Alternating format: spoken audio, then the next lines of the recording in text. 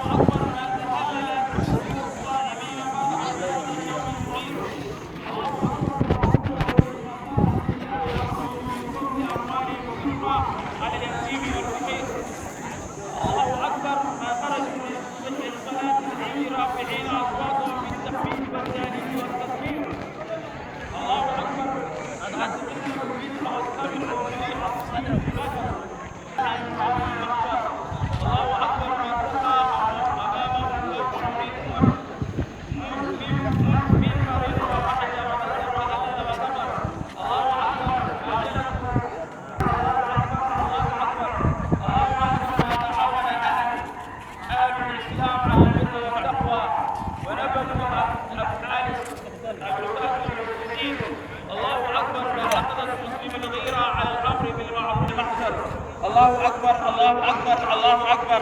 الله أكبر كبيرا والحمد لله كثيرا وسبحان الله بكرة وأصيلا لا إله إلا الله والله أكبر الله أكبر ولله الحمد سبحان الأبد سبحان الفرد الصمد سبحان الذي لم يلد سبحان الذي لم يلد ولم يولد ولم يكن له كفوا أحد سبحان الذي وحده سبحان الله والحمد لله ولا إله إلا الله والله أكبر الحمد لله المتجلي برحمته على عباده القريب من أهل محبته ودوائه قامع من هام في ميدان عتاه وعناده غافل الذنب لمن قام بالذنب واستغفر أحمده وأشكره على نعمة تجلى على العدل والحسبان واستغفره واشهد ان لا اله الا الله كثير الخير دائم الاحسان واشهد ان سيدنا محمد رسول الله صاحب الايات والمعجزات والبرهان اللهم صل وسلم على سيدنا محمد وعلى اله وصحبه ما هلل مهلل وكبر اما بعد فيا عباد الله اوصيكم نفسي اولا بتقوى الله تعالى وطاعته إلا يومكم هذا يوم السرور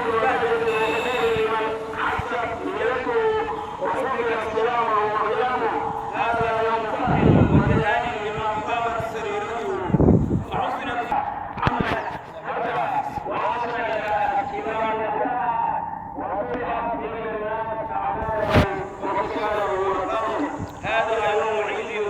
ولكن العيد في الحقيقة لمن تمسك بالدين وبالموعظ اعتبر هذا يوم الفلاح والنجاة لو كان المسلمون فيه مرتقين مؤتلفين متوحدين هذا اليوم السعيد لو كنا لمستقبلنا عاملين في هذا اليوم المبارك يتجلى المولى بمزيد الأنعام على عباده المخلصين ينظر فيه إلى من تاب وأناب وراقب في السر والعلانية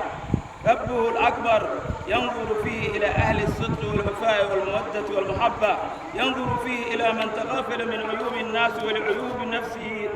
تنبأ يعز فيه من تأثر بالآداب الإسلامية وطار